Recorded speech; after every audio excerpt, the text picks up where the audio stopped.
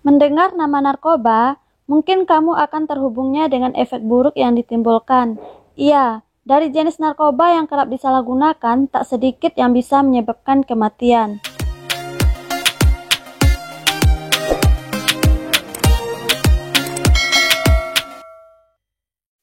Assalamualaikum warahmatullahi wabarakatuh. Nah, sekarang kita akan melanjutkan tema 4, subtema 2, pembelajaran 5, muatannya IPS dan SBDP. Nah, IPS kita akan menjelaskan bentuk kerjasama Indonesia di bidang politik dalam lingkup ASEAN. Untuk KD SBDP kita akan membahas tentang brosur ya.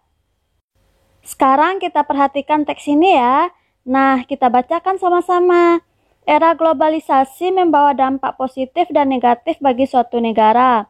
Bagaimana negara Indonesia menyikapi dampak-dampak negatif yang ditimbulkan? Apakah ada kerjasama dengan negara lain dalam mengatasinya? Seperti yang pernah kita bahas sebelumnya, salah satu bentuk kerjasama Indonesia di bidang politik itu adalah penanggulangan nafsa di kawasan Asia Tenggara.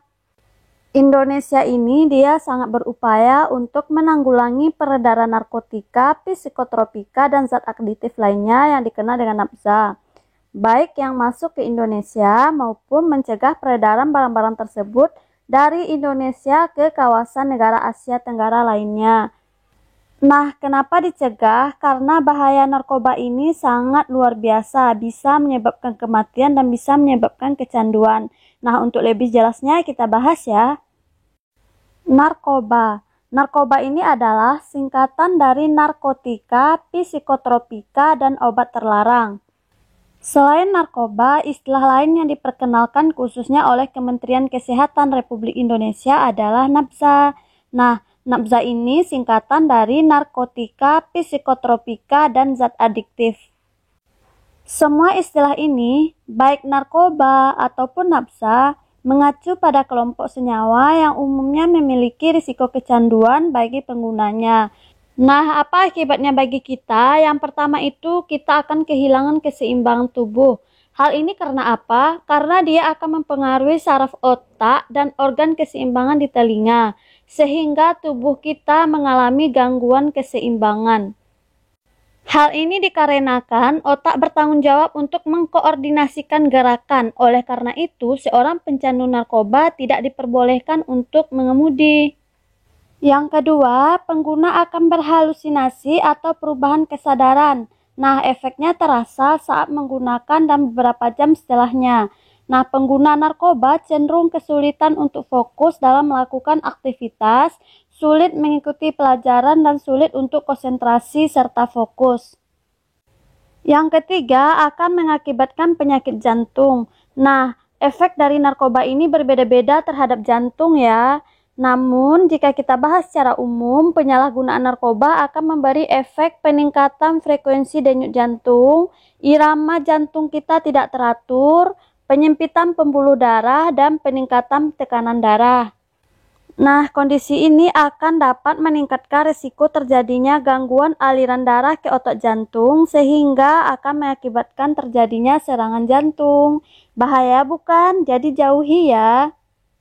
Yang keempat efeknya yaitu sulit untuk tidur. Nah, hal ini karena kandungan yang terdapat pada narkoba dapat mengurangi durasi tidur sehingga penderitanya cenderung sulit untuk memejamkan mata dan tidak dapat tidur dengan nyenyak.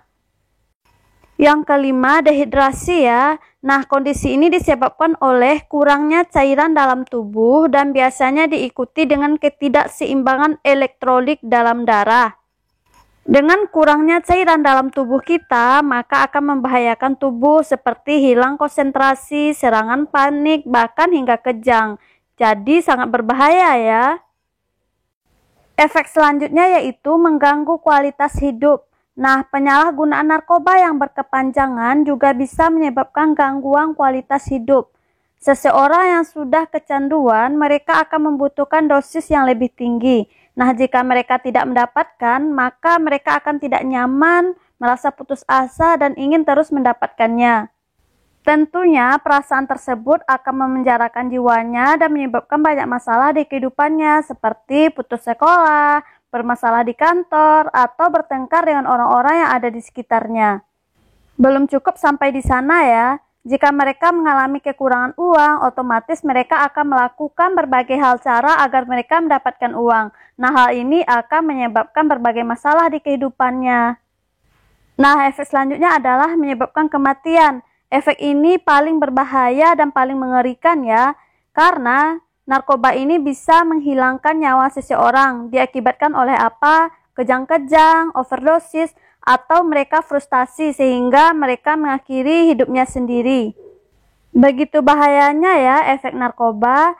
Jadi kita semua wajib menjauhi narkoba karena kita tidak mau kehilangan orang-orang yang kita sayangi, bukan? Bagaimana cara kita mencegahnya? Nah, cara kita mencegahnya yaitu dengan cara menjauhi narkoba. Jangan pernah coba-coba dengan narkoba serta katakan tidak pada narkoba. Kedua, sosialisasikan bahaya narkoba kepada masyarakat, salah satunya dengan cara membagikan brosur yang berisi tentang bahaya narkoba bagi pengguna. Dengan begitu, masyarakat tahu akibatnya dari bahaya narkoba. Nah, bisakah kamu membuat brosur tentang narkoba? Tahukah kamu apa itu brosur? Kita bahas ya. Brosur adalah buku yang diterbitkan secara tidak berkala yang terdiri dari satu hingga sejumlah kecil halaman, tidak terkait dengan terbitan lain dan selesai dalam sekali terbit.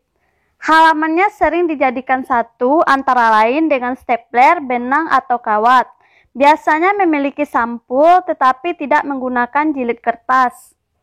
Nah, brosur ini adalah alat yang digunakan sebagai promosi barang, jasa, produk, layanan, program, dan sebagainya yang ditujukan kepada pasar sasaran atau sasaran tertentu. Biasanya brosur dibagikan secara gratis kepada pelanggan atau masyarakat untuk memperkenalkan produk, layanan, program, dan sebagainya secara rinci untuk membantu pemasaran. Nah, fungsi brosur ini ada 3 macam ya. Yang pertama sebagai fungsi informatif, yaitu untuk memberikan informasi kepada konsumen yang berkaitan dengan perusahaan. Nah, informasi ini biasanya tentang presentasi perusahaan, produk baru, layanan perusahaan yang ditawarkan, dan sebagainya. Yang kedua, fungsinya sebagai iklan, yaitu sebagai alat iklan atau alat promosi yang menarik dan mempromosikan produk maupun jasa. Nah, yang ketiga yaitu fungsi identifikasi, yaitu untuk mempertahankan kriteria atau konsep sehingga perusahaan mudah diidentifikasi. Kita lihat ya ciri-ciri dari brosur. Pertama, pernyataan pesannya tunggal. Kedua, tujuannya untuk menginformasikan, mengedukasi, dan membujuk atau mempengaruhi orang atau pelanggan untuk membeli atau mengadopsi pesan yang disampaikan. Ketiga, diterbitkan hanya sekali dan dapat dicetak ulang dengan pembaharuan maupun tidak. Keempat, menarik perhatian pelanggan atau masyarakat. Kelima, memiliki sistem distribusi sendiri yang bukan merupakan bagian dari media lainnya. Keenam, salinan brosur dibuat jelas dan desainnya harus menarik. Tadi kita sudah membahas brosur ya. Jadi brosur itu juga bisa berisi layanan kepada masyarakat. Nah, layanannya seperti apa? Seperti kita membuat brosur narkoba. Nah, sebelum kamu membuat brosur narkoba, tentu kamu harus buat dulu kerangka gagasan dalam tabel berikut ini ya. Kemudian baru tulis ke dalam brosur sesuai dengan kreasimu. Ini adalah kerangka gagasan dalam tabel. Kamu jika ada buku silahkan dibuka halaman 86 ya. Kemudian kamu buat brosurnya. Dengan membuat brosur tersebut, tentu kamu sudah membantu pemerintah untuk menanggulangi bahaya narkoba. Karena brosur tersebut kamu harus bagikan ke orang-orang di sekitarmu ya. Jadi anak-anak, dengan adanya era globalisasi ini tentu kita harus bisa memilih hal-hal yang baik dan tidak baik bagi diri kita ya. Berkatalah tidak untuk narkoba, karena itu akan merusak masa depanmu, harapan keluargamu, dan masa depan bangsa Indonesia. Bayangkan jika banyak warga Indonesia yang memakai narkotika, apa yang akan terjadi dengan negeri ini? Biar kita terhindar semua dari bahaya narkoba, maka katakanlah tidak pada narkoba sekali lagi ya. Untuk halaman 84-86, ini jawabannya ya, silakan baca sendiri.